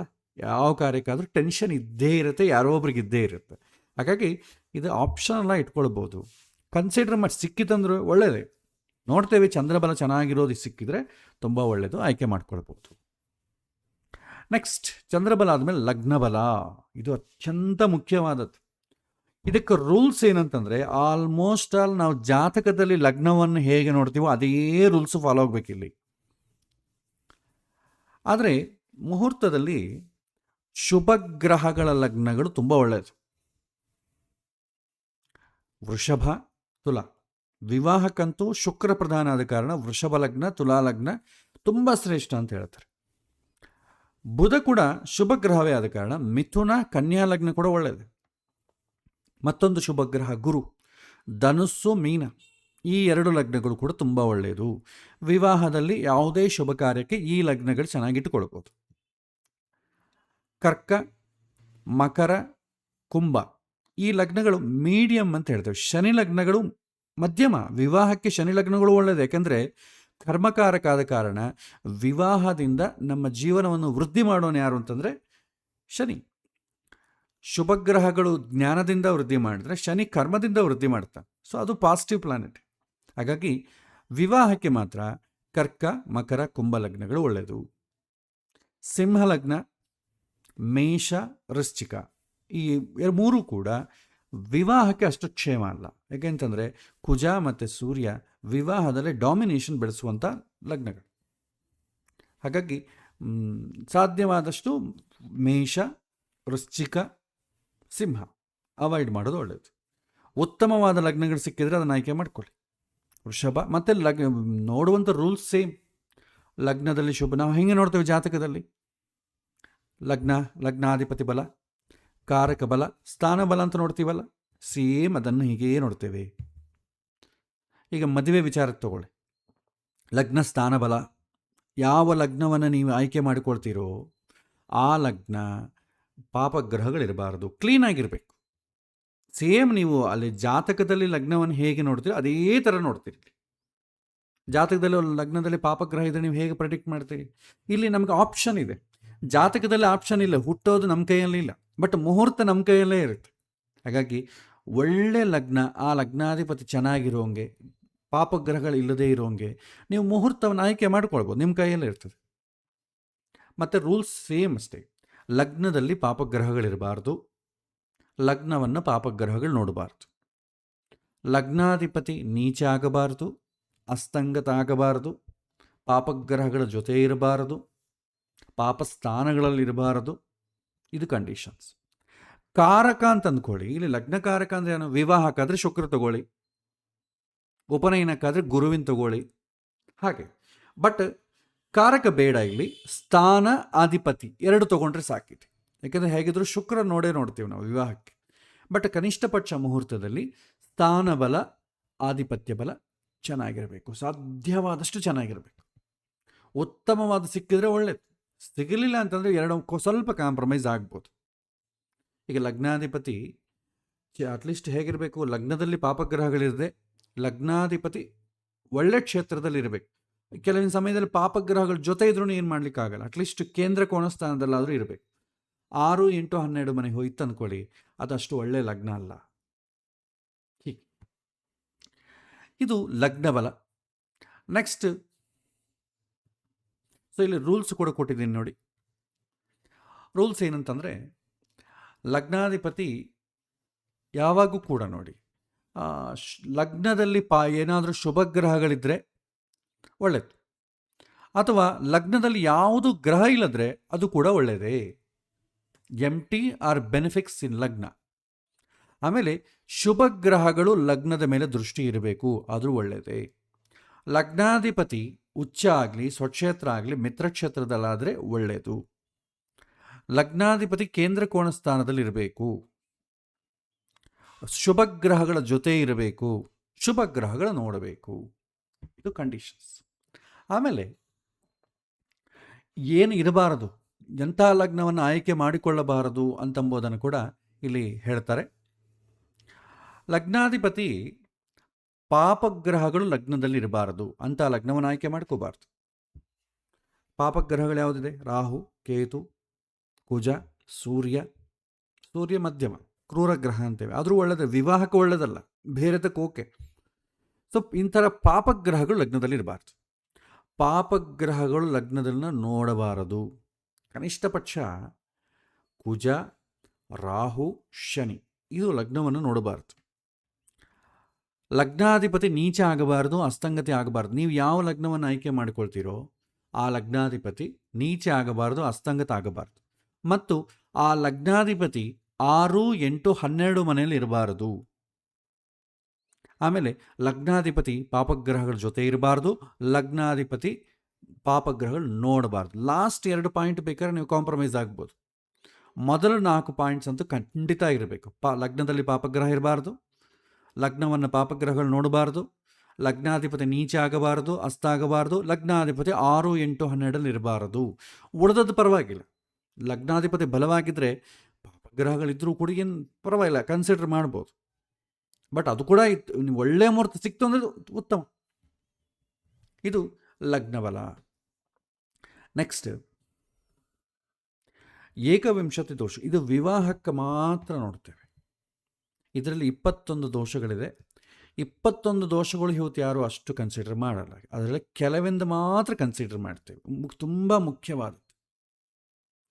ವಿವಾಹಕ್ಕೆ ಮುಖ್ಯವಾದ ರೂಲ್ ಏನಂತಂದರೆ, ನಾವು ಯಾವ ಲಗ್ನವನ್ನು ಆಯ್ಕೆ ಮಾಡ್ಕೊಳ್ತೀವೋ ಅಲ್ಲಿಂದ 7ನೇ ಮನೆ ಏನಿದೆ ಅದು ಎಂಟಿ ಆಗಿರಬೇಕು. ಶುದ್ಧಿ ಅಂತೇವೆ. ಸಪ್ತಮ ಶುದ್ಧಿ ಅಂದರೆ ಎಂಟಿ. ಶುಭಗ್ರಹಗಳು ಇರಬಾರ್ದು, ಪಾಪಗ್ರಹಗಳು ಇರಬಾರ್ದು. ಯಾವುದನ್ನ ಒಂದು ಗ್ರಹ ಇತ್ತು ಅಂದ್ಕೊಳ್ಳಿ, ಅದನ್ನು ನಾವೇನಂತೀವಿ ಜಾಮಿತ್ರಿ ದೋಷ ಅಂತೀವಿ. ಅಂದರೆ ಸಪ್ತಮ ಶುದ್ಧಿ ಇಲ್ಲ. ಸೊ 7ನೇ ಮನೆ ಕ್ಲೀನ್ ಇರಬೇಕು. ಉಪನಯನಕ್ಕಾದರೆ 8ನೇ ಮನೆ ಕ್ಲೀನ್ ಇರಬೇಕು. ನಾಮಕರಣಕ್ಕಾದರೆ ಲಗ್ನದಲ್ಲಿ ಕ್ಲೀನ್ ಇರಬೇಕು, ಯಾರಿರಬಾರ್ದು. ಯಾವುದಾದ್ರೂ ಒಂದು ಶಂಕುಸ್ಥಾಪನೆ, ಮನೆ ಗೃಹಾರಂಭ ಮಾಡಬೇಕು, ಆರಂಭ, ಅದಕ್ಕೆ 12ನೇ ಮನೆ ಕ್ಲೀನ್ ಇರಬೇಕು. ಯಾಕೆಂದರೆ 12ನೇ ಮನೆ ಖರ್ಚುಗಳು, ಅದು ಧಾರ್ಮಿಕವಾಗಲಿ ಇನ್ನೊಂದು ಪರವಾಗಿ ಖರ್ಚುಗಳು ಜಾಸ್ತಿ ಇರಬಾರ್ದು. ಗೃಹ ಪ್ರವೇಶಕ್ಕೆ 4ನೇ ಮನೆ ಕ್ಲೀನ್ ಇರಬೇಕು. ಹೀಗೆ ಒಂದೊಂದು ಕಾರ್ಯಕ್ಕೂ ಒಂದೊಂದು ಕಂಡೀಷನ್ ಕೊಡ್ತಾರೆ. ಸೊ ವಿವಾಹದಲ್ಲಿ ಅದು ತುಂಬ ಜಾಸ್ತಿ ನೋಡ್ತೇವೆ. ವಿವಾಹಕ್ಕೆ 7ನೇ ಮನೆಯಲ್ಲಿ ಕ್ಲೀನ್ ಇರಬೇಕು. ಆಮೇಲೆ 2ನೇದು ಸಗ್ರಹ ಚಂದ್ರದೋಷ ಅಂತ ಹೇಳ್ತಾರೆ. ಅಂದರೆ ಯಾವುದೇ ಲಗ್ನ ಆಯ್ಕೆ ಮಾಡಿಕೊಂಡ್ರೂ ಕೂಡ ಈ ಏಕವಿಂಶತಿ ದೋಷಗಳಲ್ಲಿ ಚಂದ್ರನ ಜೊತೆ ಬೇರೆ ಯಾವ ಗ್ರಹ ಇರಬಾರ್ದು, ಚಂದ್ರ ಸಿಂಗಲ್ ಆಗಿರಬೇಕು ಅಂತ ಹೇಳ್ತಾರೆ. ಆ ಥರ ಇಲ್ಲದ್ರೆ ಸಗ್ರಹ ಚಂದ್ರದೋಷ. ಸಗ್ರಹ ಚಂದ್ರನ ಜೊತೆ ಯಾವುದೋ ಒಂದು ಗ್ರಹ ಇರುವುದು, ಅದನ್ನು ಸಗ್ರಹ ಚಂದ್ರದೋಷ ಅಂತೇವೆ. ಮತ್ತು 3ನೇ ದೋಷ ಏನಂತಂದರೆ, ಚಂದ್ರ 6, 8, 12 ಮನೆಗಿರಬಾರ್ದು. ಯಾಕೆಂದರೆ ಸಂಸ್ಕಾರ ಯಾವಾಗೂ ವಿವಾಹ ಅಂತಂಬೋದು ತುಂಬ ಸೆನ್ಸಿಟಿವ್ ಆಗಿರುವಂಥದ್ದು, 2 ಜೀವನಗಳು ಕಲಿಯುವಂಥದ್ದು. ಅದಕ್ಕೆ ತುಂಬ ಈ ಥರ ನೋಡಿದರೆ ಆ ಮದುವೆ ಎಂದೂ ತೊಂದರೆ ಆಗೋದಿಲ್ಲ. ಅದಕ್ಕೆ ಹಿಂದಿನವ್ರು ತುಂಬ ಕಾಳಜಿ ನೋಡ್ತಿದ್ರು. 6, 8, 12 ಮನೆಯಲ್ಲಿ ಚಂದ್ರ ಇರಬಾರದು. ಇದ್ರೆ ಏನಾಗುತ್ತೆ, ಮಾನಸಿಕವಾದಂಥ ಗೊಂದಲಗಳು ಶುರುವಾಗ್ತದೆ. ಆಮೇಲೆ ಕುಜ 8ನೇ ಮನೆಗಿರಬಾರದು. ವಿವಾಹ ಅಂತಂದ್ರೆ ಏನು? ಆಯುಷ್ಯ ಬೇಕಲ್ವಾ ಅವರಿಗೆ, ಆ ಹುಡುಗಿಗೆ ಏನು ಬೇಕು, ಪತಿ ಕ್ಷೇಮವಾಗಿರಬೇಕು, ಇವನಿಗೆ ಹೆಂಡತಿ ಕ್ಷೇಮವಾಗಿರಬೇಕು. ಸೊ ಹಾಗಾಗಿ ಅಷ್ಟಮದಲ್ಲಿ ಕುಜ ಇರಬಾರದು, ಅದು ಆಯುಷ್ ಕ್ಷೀಣವನ್ನು ತೋರಿಸುತ್ತೆ. ಅದೇ ಮೇಲೆ ಭೃಗು ಷಟ್ಕ ದೋಷ ಅಂತ, ಕುಜಾಷ್ಟಮ ದೋಷ ಅಂತೀವಿ ಇದನ್ನು 6ನೇ ಮನೆಗೆ ಶುಕ್ರ ಇದ್ದರೆ ಅದು ಭೃಗು ಷಟ್ಕ ದೋಷ ಅಂತೀವಿ. ಭೃಗು ಅಂದರೆ ಶುಕ್ರ 6ನೇ ಮನೆಯಲ್ಲಿ ಇರಬಾರದು. ಅಸಲು ವಿವಾಹ ಅಂದರೆ ಏನು? ಒಂದು ರೀತಿಯಾದಂಥ ದಾಂಪತ್ಯ ಜೀವನ, ಸೌಖ್ಯ, ಸೆಕ್ಷುವಲ್ ಆ್ಯಕ್ಟಿವಿಟೀಸ್ ಎಲ್ಲ ಇರುತ್ತೆ. ಶುಕ್ರ ಕಾಮವನ್ನು ಸೂಚನೆ ಮಾಡುವಂಥ ಗ್ರಹ. 6ನೇ ಮನೆ ರೋಗ. ಶುಕ್ರ 6ನೇ ಮನೆಗಿದ್ದ ಅಂತ ಅಂದ್ಕೊಳ್ಳಿ, ಅವರಿಬ್ಬರು ದಾಂಪತ್ಯ ಜೀವನಕ್ಕೆ ವಿಘ್ನಗಳಾಗ್ತವೆ. ಅದಕ್ಕೋಸ್ಕರ ಈ ಕಂಡೀಷನ್ ಖಂಡಿತ ಮ್ಯಾಂಡೇಟ್ರಿ. ನೀವು ಯಾವ ಲಗ್ನವನ್ನು ಆಯ್ಕೆ ಮಾಡ್ಕೊಳ್ತೀರೋ ವಿವಾಹಕ್ಕೆ ಮಾತ್ರ, ಬೇರೆದಕ್ಕಲ್ಲ. ಇದು ವಿವಾಹಕ್ಕೆ ಮಾತ್ರವೇ. 6ನೇ ಮನೆಯಲ್ಲಿ ಶುಕ್ರ ಇರಬಾರದು, ಇದು ಒಂದು ಕಂಡೀಷನ್. ಆಮೇಲೆ ಮುಹೂರ್ತ ಲಗ್ನ ನೀವು ಯಾವುದು ಆಯ್ಕೆ ಮಾಡ್ಕೊಳ್ತೀರೋ, ಈಗ ಹುಡುಗ ಹುಡುಗಿದೊಂದು ಜನ್ಮ ಲಗ್ನ ಅಂತ ಇರುತ್ತಲ್ವ, ಆ ಲಗ್ನದಿಂದ ಕೌಂಟ್ ಮಾಡಿದರೆ ಮುಹೂರ್ತ ಲಗ್ನ 8ನೇ ಮನೆ ಆಗಬಾರದು. ಜನ್ಮ ಲಗ್ನದಿಂದ ಮುಹೂರ್ತ ಲಗ್ನಕ್ಕೆ 8ನೇ ಮನೆ ಬರಬಾರ್ದು, 8 ನಂಬರ್ ಬರಬಾರ್ದು ಕೌಂಟ್ ಮಾಡಿದಾಗ. ಹುಡುಗಿಯಿಂದನೂ ಬರಬಾರ್ದು, ಹುಡುಗನಿಂದನೂ ಬರಬಾರ್ದು. ಬಟ್ ಇದು ಆಪ್ಷನಲ್, ಅದು ಸಾಧ್ಯವೇ ಇಲ್ಲ ಒಂದೊಂದ್ಸಲ. ಯಾಕೆಂದರೆ ಸಿಗೋದೇ ಒಂದು ಲಗ್ನ, ಅದರಲ್ಲಿ ಈ ಕಂಡೀಷನ್ ಕೂಡ ಬಂತಂದು ಕೂಡ ಫಿಲ್ಟರ್ ಆಗೋಗ್ಬಿಡ್ತದೆ. ಆಮೇಲೆ ಸೂರ್ಯ ಸಂಕ್ರಮಣ ಸಮಯದಲ್ಲಿ ವಿವಾಹ ಮಾಡಬಾರದು. ಸೂರ್ಯ ಒಂದು ರಾಶಿಯಿಂದ ಇನ್ನೊಂದು ರಾಶಿ ಪ್ರವೇಶ ಮಾಡ್ತಾನೆ, ಸಂಕ್ರಮಣ ಅಂತೇವೆ. ಸುಮಾರು 14ರಿಂದ 17 ಒಳಗೆ, ಪ್ರತಿ ತಿಂಗಳು 14ರಿಂದ 17 ಒಳಗೆ ನಡೆಯುವಂಥ ಕಾರ್ಯ. ಆ ಸೂರ್ಯ ಸಂಕ್ರಮಣ ಆಗಬಾರದು. ಮತ್ತು ಲಗ್ನಗಂಡ ಅಂತ ಕರಿತೇವೆ. ಲಗ್ನಗಂಡ ಅಂತಂದರೆ ಲಗ್ನದ ಪ್ರಾರಂಭದಲ್ಲಿ, ಅಂದರೆ ಅಂತ್ಯಕಾಲದಲ್ಲಿ ಮಾಡಬಾರದು ಅಂತ ಅರ್ಥ. ಲಗ್ನ ಈಗಲೇ ಶುರುವಾಗಿದೆ ಆ ಸಮಯದಲ್ಲಿ ಮಾಡಬಾರ್ದು. ಲಗ್ನ ಇನ್ನೇನು ಕೊನೆಗೊಳ್ಳುತ್ತೆ ಲಾಸ್ಟ್ ಅಂತಂದರೆ ಆವಾಗ ಮಾಡಬಾರ್ದು. ಅಂದರೆ ಪ್ರಾರಂಭದಲ್ಲಿ ಒಂದು 5 ಡಿಗ್ರಿ, ಕೊನೆಯಲ್ಲೇ ಒಂದು 5 ಡಿಗ್ರಿ. ಒಂದು ರಾಶಿ ಅಂದರೆ 30 ಡಿಗ್ರಿ ಅಲ್ವಾ, ಮೊದಲ 5 ಡಿಗ್ರಿ ಬಿಟ್ಬಿಡಿ, ಕೊನೆಯದ 5 ಡಿಗ್ರಿ ಬಿಟ್ಬಿಡಿ. ಸೊ 5ರಿಂದ 25 ಡಿಗ್ರಿ ಒಳಗೇ ಇಡಬೇಕು. ಸೊ ಪ್ರಾರಂಭದಲ್ಲಿ ಅಂತ್ಯಕಾಲದಲ್ಲಿ ಇಡಬಾರದು ಅಂತ ಹೇಳ್ತಾರೆ. ಆಮೇಲೆ ಗ್ರಹಣ ನಕ್ಷತ್ರ ಆಗಬಾರದು. ನಮಗೆ ಗ್ರಹಣಗಳು ಬರ್ತಾ ಇರುತ್ತೆ, ಆ ನಕ್ಷತ್ರವನ್ನು ನಾವು ನೆನಪಿಟ್ಕೋಬೇಕು. ಆ ನಕ್ಷತ್ರವನ್ನು, ಯಾವ ನಕ್ಷತ್ರದಲ್ಲಿ ಗ್ರಹಣ ಆಗಿದೆಯೋ ಆ ನಕ್ಷತ್ರದಲ್ಲಿ 3 ತಿಂಗಳು 6 ತಿಂಗಳು ಹೇಳ್ತಾರೆ, ಕನಿಷ್ಠ ಪಕ್ಷ 3 ತಿಂಗಳು ಆ ನಕ್ಷತ್ರವನ್ನು ಶುಭ ಕಾರ್ಯಗಳಿಗೆ ಬಳಸಬಾರ್ದು ಅಂತ ಹೇಳ್ತಾರೆ ಶಾಸ್ತ್ರದಲ್ಲಿ. ಅದು ವಿವಾಹದಲ್ಲಂತೂ ಖಂಡಿತವಾಗಿ ಆ ನಕ್ಷತ್ರ ಬಳಸಬಾರ್ದು.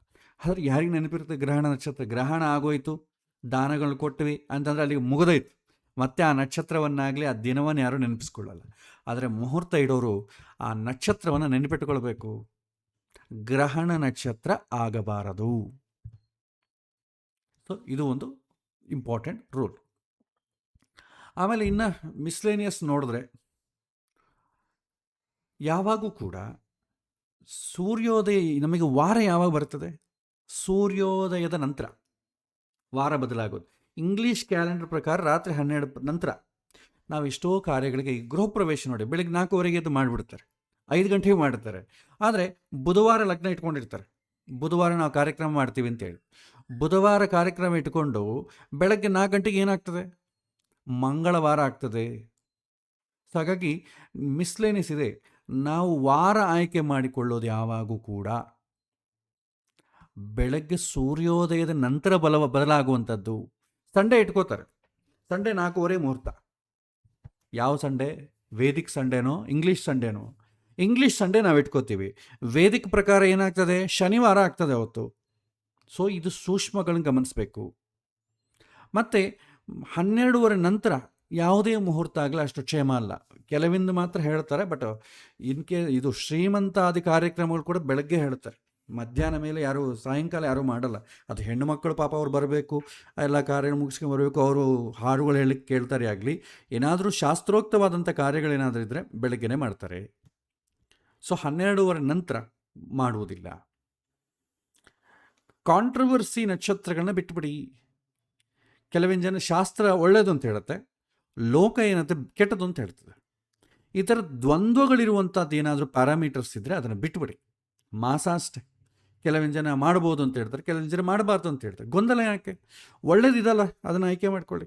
ತಿಥಿ, ವಾರ, ನಕ್ಷತ್ರ, ಯೋಗ, ಕಾರಣ ಅಷ್ಟೇ. ಲೋಕದಲ್ಲಿ ಯಾವುದು ವಿರುದ್ಧವಾಗಿರುತ್ತೋ ಶಾಸ್ತ್ರ ಅದರ ಸಮ್ಮತವಾಗಿ ಹೇಳಿದ್ರೂ ಕೂಡ ಅದನ್ನು ಬಿಟ್ಟುಬಿಡಿ. ಕಾಂಟ್ರವರ್ಸಿ ಇರೋಂಥದ್ದು ಬಿಟ್ಟುಬಿಡಿ, ಉಳಿದದ್ದು ಮಾಡ್ಕೊಳ್ಳಿ. ಇದು ಈ ರೀತಿ ಮಾಡ್ಬೋದು.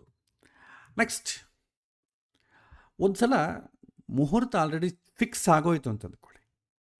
ಮತ್ತೆ ಯಾರಾದರೂ ಬಂದು ಈ ಮುಹೂರ್ತ ಚೆನ್ನಾಗಿದೆಯಾ ನೋಡಿ, ವೆಡ್ಡಿಂಗ್ ಕಾರ್ಡ್ಸ್ ಎಲ್ಲ ಹೊಡಿಸ್ಬಿಟ್ಟಿರ್ತಾರೆ, ಎಲ್ಲರಿಗೂ ಹೇಳ್ಬಿಟ್ಟಿರ್ತಾರೆ. ಆಮೇಲೆ ಯಾರನ್ನ ಜ್ಯೋತಿಷ್ಯಂತ್ರಿ ಬಂದು ಚೆಕ್ ಮಾಡಿ ಅಂತ ಹೇಳಿದಾಗ ನಾವು ಚೆಕ್ ಮಾಡಬಾರದು. ಆಲ್ರೆಡಿ ಫಿಕ್ಸ್ ಆಗಿದೆಯಲ್ಲಪ್ಪ, ಇನ್ನು ಅದನ್ನು ಚೆಕ್ ಮಾಡೋದಿಲ್ಲ. ಯಾಕೆಂದರೆ ಮತ್ತೇನಾದರೂ ಅದರಲ್ಲಿ ಲೋಪ ಕಾಣಿಸ್ತು ಅಂದ್ಕೊಳ್ಳಿ, ಕಾರ್ಯ ಮ್ಯಾಂಡೇಟ್ರಿ ಮಾಡಲೇಬೇಕು.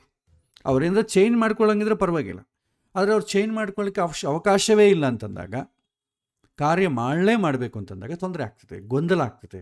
ಸೊ ಜ್ಯೋತಿಷ ಯಾವ ಕಾರಣಕ್ಕೂ ಕೂಡ ಆಲ್ರೆಡಿ ಫಿಕ್ಸ್ ಮಾಡಿದಂಥ ಮುಹೂರ್ತವನ್ನು, ಚೇಂಜ್ ಮಾಡ್ಕೊಳ್ಳಿಕ್ಕೆ ಅವಕಾಶ ಇಲ್ಲದಂಥ ಮುಹೂರ್ತವನ್ನು ನಾವು ರೀಚೆಕ್ ಮಾಡಬಾರದು.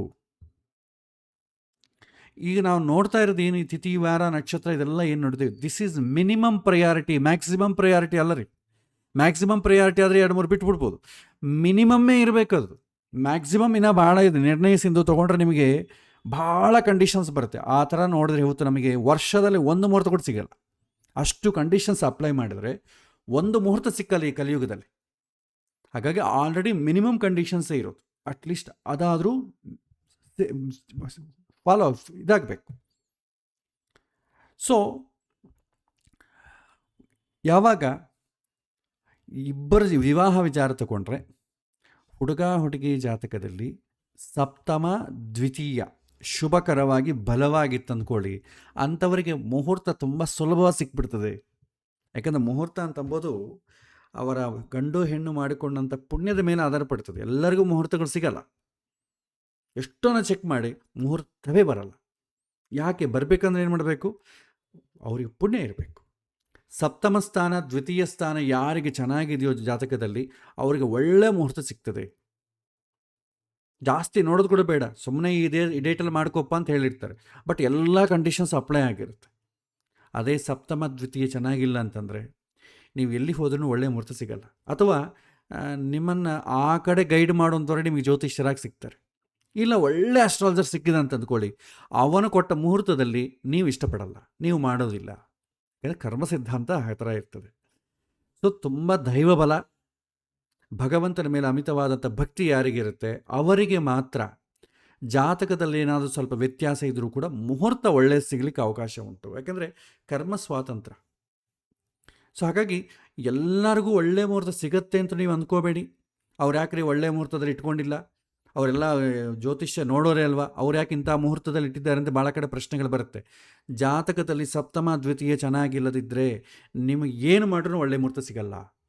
ಹಾಗಾಗಿ ತಲೆ ಕೆಡಿಸ್ಕೊಳ್ಬೇಡಿ. ಬಟ್ ಜ್ಯೋತಿಷ್ಯರಾಗಿ ನಮ್ಮದೇನು ಒಳ್ಳೆ ಥರ ಗೈಡ್ ಮಾಡ್ತೇವೆ, ಅದು ಆ ಕಾರ್ಯಕ್ರಮ ಆ ಟೈಮಲ್ಲಿ ಮಾಡಬಹುದು, ಮಾಡಿಕೊಳ್ಳದೇ ಇರ್ಬೋದು. ನಾನು ಎಷ್ಟು ಒಳ್ಳೆ ಡೇಟ್ ಕೊಡ್ತಾ ಇದ್ದೀನಿ, ಇವನು ಯಾಕೆ ಮಾಡ್ಕೊಳ್ತಾ ಇಲ್ಲ, ಬೇರೆಯವ್ರ ಹತ್ರ ಹೋಗ್ತಾ ಇದ್ದೇನೆ ಅಂತ ನೀವು ಚಿಂತೆ ಮಾಡಬಾರ್ದು. ಯಾಕೆಂದರೆ ಅವನ ಪ್ರಾರಬ್ಧದ ಮೇಲೆ ಆಧಾರ ಪಡ್ತದೆ. ಕೊಡೋದಷ್ಟೇ ನಮ್ಮ ಪ್ರಯಾರಿಟಿ, ನಮ್ಮ ಕರ್ತವ್ಯ. ಅದನ್ನು ಫಾಲೋ ಆಗಬೇಕು, ಮಾಡಿಕೊಳ್ಳಬೇಕು ಅಂತಂಬೋದು ಅವನ ಪ್ರಾರಬ್ಧದ ಮೇಲೆ ಆಧಾರ ಪಟ್ಟಿರ್ತದೆ. ಹಾಗಾಗಿ ಯಾವುದು ಫಿಕ್ಸ್ ಮಾಡಲಿಕ್ಕೆ ಬರಲ್ಲ. ನಾನು ಹೇಳಿದ್ದೇನೆ ಕೇಳಬೇಕು ಆ ಥರ ಮಾಡಬಾರ್ದು. ನಾನು 5 ಮುಹೂರ್ತ ಒಳ್ಳೆ ಮುಹೂರ್ತ ಇಟ್ಕೊಟ್ಟಿದ್ದೀನಿ, ಅದು ಬಿಟ್ಟು ಯಾರನ್ನೋ ಕೇಳಿ ಬೇರೆ ಮುಹೂರ್ತ ಇಟ್ಕೊಂಡಿದ್ದಾನೆ, ಅವನು ಅಯೋಗ್ಯ ಇದ್ದಾನೆ, ಬೈಮಾಡಿ. ಯಾಕೆ ಅಂತಂದರೆ ಅವನು ಪ್ರಾರಬ್ಧ ಪ್ರಕಾರ ನಡೀತದೆ, ನಾವು ಕೊಡೋ ಮುಹೂರ್ತದ ಪ್ರಕಾರ ಅಲ್ಲಿ ನಡೆಯಲ್ಲ. ಮನಸ್ಸಲ್ಲಿ ಅಂದ್ಕೋಬೇಕು, ಭಗವಂತನೇ ಒಳ್ಳೆಯ ಮುಹೂರ್ತ ಆಯ್ಕೆ ಮಾಡಿದೆ, ಬಟ್ ಅವನ ಪ್ರಾರಬ್ಧ ಏನಿದೆಯೋ ಏನೋ ಪಾಪ ಈ ಥರ ಮಾಡ್ತಿದ್ದಾನೆ, ಒಳ್ಳೇದು ಮಾಡಪ್ಪ ಅವ್ರಿಗೆ, ಅಷ್ಟೇ, ಮುಗ್ದಾಯ್ತು. ಸಿಟ್ಟು ಹಾಗೆ ಮಾಡೋದರಲ್ಲಿ ಪ್ರಯೋಜನ ಇಲ್ಲ. ಯಾಕೆಂದರೆ ನಾವು ಜ್ಯೋತಿಷ್ಯರು ದೇವರಲ್ಲ. ನಾವು ಎಷ್ಟು ಮುಹೂರ್ತಗಳನ್ನ ಕೊಟ್ಟರೂ ಕೂಡ ಮೇಲೆ ಒಂದು ಸುಪ್ರೀಂ ಪವರ್ ವರ್ಕ್ ಆಗ್ತಾ ಇರುತ್ತೆ, ಅದರ ಪ್ರಕಾರ ನಡೀತದೆ. ನಾವು ಕೊಡೋ ಪ್ರಕಾರ ನಡೆಯಲ್ಲ. ನಾವೆಲ್ಲ ಗ್ರಂಥದ ನಾಲೆಜ್ ಮೇಲೆ ಹೋಗ್ತದೆ. ನಾವು ಒಳ್ಳೆಯ ಹಿತವನ್ನು ಕೊಡ್ತೇವೆ. ಅವನ ಪ್ರಾರಬ್ಧವೂ ಚೆನ್ನಾಗಿತ್ತು ಅಂದ್ಕೊಳ್ಳಿ, ಅವನ ಪ್ರಾರಬ್ಧ ಚೆನ್ನಾಗಿದ್ದರೆ ಒಳ್ಳೆ ಜ್ಯೋತಿಷ್ ಸಿಗ್ತಾನೆ. ಅವನ ಪ್ರಾರಬ್ಧ ಚೆನ್ನಾಗಿದ್ದರೆ ಒಳ್ಳೆಯ ಮುಹೂರ್ತ ಸಿಗತ್ತೆ. ಅವನ ಪ್ರಾರಬ್ಧ ಚೆನ್ನಾಗಿದ್ದರೆ ಒಳ್ಳೆಯ ಮುಹೂರ್ತದಲ್ಲಿ ನಿರ್ವಿಘ್ನವಾಗಿ ಆಗತ್ತೆ. ಪ್ರಾರಬ್ಧ ಚೆನ್ನಾಗಿದ್ದರೆ ಸುಖವಾಗಿರ್ತಾನೆ. ಎಲ್ಲ ಅದರ ಮೇಲೆ ಆಧಾರ ಪಡ್ತದೆ. ಹಾಗಾಗಿ ಪ್ರತ್ಯೇಕವಾಗಿ ಮುಹೂರ್ತವನ್ನು ಫಿಕ್ಸ್ ಮಾಡೋದು ನಾವಲ್ಲ, ಭಗವಂತನೇ ಫಿಕ್ಸ್ ಮಾಡೋದು. ಆದರೆ ಅವನ ಪ್ರಾರಬ್ಧಕ್ಕೆ ಅನುಗುಣವಾಗಿ ಶಾಸ್ತ್ರಕ್ಕೆ ಆಧಾರದ ಮೇಲೆ ನಾವು ಮುಹೂರ್ತವನ್ನು ಕೊಡ್ತೇವೆ. ಅವನದರಲ್ಲಿ ಮಾಡಿಕೋಬಹುದು, ಮಾಡಿಕೊಳ್ಳದೇ ಇರಬಹುದು. ಸೊ ಇದು ನಾವು ಮುಹೂರ್ತ ಇಡೋ ಕಾಲಕ್ಕೆ ನಾವು ಅರ್ಥ ಮಾಡಿಕೊಳ್ಬೇಕು. ಇಲ್ಲದ್ರೆ ಏನಾಗ್ತದೆ, ಅಹಂಕಾರ ಬರ್ತದೆ, ಹಾಗೆ ಬರ್ತದೆ. ಹಾಗಾಗಿ ಮುಹೂರ್ತ ಇಟ್ಟುಕೊಡೋಷ್ಟವರೆಗೆ ನಮ್ಮ ಡ್ಯೂಟಿ. ಮಾಡಿಕೊಳ್ಳೋದು ಬಿಡೋದು ಅವನ ಪ್ರಾರಬ್ಧದ ಮೇಲೆ ಆಧಾರಪಟ್ಟಿರ್ತದೆ. ಆಮೇಲೆ ಇನ್ನು ಕೆಲವಿನ ವಿಚಾರಗಳಿದೆ, ಇದನ್ನು ನೆಕ್ಸ್ಟ್ ಕ್ಲಾಸ್ ನಾವು ನೋಡೋಣ. ಸೊ ಇಷ್ಟುವರೆಗೂ ಸಾಕು. ನಾವು ಇದರ ಇವತ್ತಿನ ಪಾಠದಲ್ಲಿ ಶುಕ್ರಾಸ್ತ ಕನ್ಸಿಡರ್ ಹೇಗೆ ಮಾಡಬೇಕು, ಆಮೇಲೆ ಮತ್ತು ಮಾಸ ಶುದ್ಧಿ, ಪಂಚಾಂಗ ಶುದ್ಧಿ, ತಾರಾಬಲ, ಚಂದ್ರಬಲ, ಲಗ್ನಬಲ, ಏಕವಿಂಶತಿ ದೋಷಗಳು, ಇಷ್ಟು ನೋಡಿದ್ವಿ. ನೆಕ್ಸ್ಟ್ ಕ್ಲಾಸಲ್ಲಿ ಇವತ್ತು ನಾವು ಏನೇನು ಪ್ಯಾರಾಮೀಟರ್ಸ್ ನೋಡಿದ್ವಲ್ಲ ಅದನ್ನು ಪ್ರಾಕ್ಟಿಕಲಿ ಹೇಗೆ ನಾವು ಆಯ್ಕೆ, ಯಾಕಂದರೆ this is A practical session. ಮುಹೂರ್ತ ಅಂತ ಅಂಬೋದು ಪ್ರಾಕ್ಟಿಕಲಾಗಿ ನೀವು ಇಡಬೇಕು. ಇದು ಥಿಯರಿಟಿಕಲ್ ಕ್ಲಾಸಿಂದ ನಿಮಗೆ ಅರ್ಥ ಆಗುವಂಥ ವಿಚಾರ ಅಲ್ಲ. ಸೊ ಇವತ್ತು ಏನು ನಾನು ಪಾಠ ಮಾಡಿದ್ದೇನೆ ಆ ವಿಚಾರಗಳನ್ನು ಕನ್ಸಿಡರ್ ಮಾಡ್ತಾ ಮುಹೂರ್ತವನ್ನು ಹೇಗೆ ಫಿಕ್ಸ್ ಮಾಡಬೇಕು ಅಂತಂಬೋದು ಪ್ರಾಕ್ಟಿಕಲಿ ನಿಮ್ಗೆ ಒಂದು ಸ್ವಲ್ಪ ತೋರಿಸಿಕೊಡ್ತೇನೆ. ಒಂದು ಯಾವುದನ್ನ ಮುಹೂರ್ತವನ್ನು ಇಡೋಣ, ಆ ರೀತಿ ನೀವು ಪ್ರಾಕ್ಟೀಸ್ ಮಾಡ್ತಾಯಿದ್ರೆ ಮುಹೂರ್ತ ಹಿಡಿದು ಬಂದುಬಿಡ್ತದೆ. ಸೊ ನೆಕ್ಸ್ಟ್ ಕ್ಲಾಸಲ್ಲಿ ಆ ಕೆಲಸ ಮಾಡೋಣ. ಒಂದು ರೇಂಜ್ ಆಫ್ ಮುಹೂರ್ತಗಳನ್ನು ಹೇಗೆ ಹುಡುಕಬೇಕು ಅಂತಂಬೋದು ಕಂಪ್ಲೀಟಾಗಿ ನಾನು ನಿಮಗೆ ಹೇಳ್ಕೊಡ್ತೇನೆ. ಆಮೇಲೆ ಚಿಕ್ಕ ಚಿಕ್ಕ ಕಂಡೀಷನ್ಸ್ ಎಲ್ಲ ಇರ್ತವೆ, ಅದು ಆ ಸಮಯದಲ್ಲಿ ಮಾಡಿಫೈ ಮಾಡ್ಕೊಳ್ತಾ ಹೋಗೋಣ. ಇದು ಸ್ಟ್ಯಾಂಡರ್ಡ್ ಫಾರ್ಮ್ಯಾಟ್, ಆಲ್ಮೋಸ್ಟ್ ಅಲ್ಲಿ ಎಲ್ಲದಕ್ಕೂ ಸ್ಟ್ಯಾಂಡರ್ಡ್ ಇದೆ. ಆದರೆ ಪ್ರತ್ಯೇಕವಾಗಿ ಕೆಲವಿನ ಸಂದರ್ಭದಲ್ಲಿ ಕೆಲವಿನ ಕಾರ್ಯಗಳಿಗೆ ಆ ಉದ್ದೇಶದ ಮೇಲೆ ಕಾರಕ ಚೇಂಜ್ ಆಗ್ತಾ ಹೋಗ್ತದೆ. ಅದನ್ನು ನಾನು ಆ ಮುಹೂರ್ತ ಇಡೋ ಟೈಮಲ್ಲಿ ನಿಮಗೆ ಹೇಳ್ಕೊಂಡು, ಮುಖ್ಯವಾಗಿ ಬೇಕಾದ ವಿವಾಹ, ಉಪನಯನ, ನಾಮಕರಣ, ಗೃಹ ಪ್ರವೇಶ, ಗೃಹಾರಂಭ, ಇಷ್ಟದಕ್ಕೆ ಮುಹೂರ್ತ ತಿಳ್ಕೊಂಡ್ರೆ ಸಾಕು. ಉಳಿದದ್ದೆಲ್ಲ ಚಿಕ್ಕ ಚಿಕ್ಕದು, ಅದಕ್ಕೆ ಜಾಸ್ತಿ ಏನು ನೋಡೋದಂಥ ಅವಶ್ಯಕತೆ ಏನಿಲ್ಲ. ಸೊ ಮುಖ್ಯವಾದಂಥ ವಿಚಾರಗಳಿಗೆ ಮುಹೂರ್ತ ಹೇಗೆ ನೋಡಬೇಕು, ನೆಕ್ಸ್ಟ್ ಕ್ಲಾಸ್ ನಾವು ವಿವಾಹ ಮುಹೂರ್ತವನ್ನು ಹೇಗೆ ಫಿಕ್ಸ್ ಮಾಡಬೇಕು, ಒಂದು ಪಂಚಾಂಗವನ್ನು ಮುಹೂರ್ತವನ್ನು ಹೇಗೆ ತಯಾರು ಮಾಡಬೇಕು ಅಂತಂಬುದನ್ನು ನೆಕ್ಸ್ಟ್ ಕ್ಲಾಸ್ ನಾವು ನೋಡೋಣ. ಸೊ ಇವತ್ತಿನ ಪಾಠ ಇಲ್ಲಿಗೆ ಮುಕ್ತಾಯ ಮಾಡ್ತಾ ಇದ್ದೇನೆ. ಶ್ರೀಕೃಷ್ಣ ಅರ್ಪಣಮಸ್ತು. ನಮೋ ನಮಃ.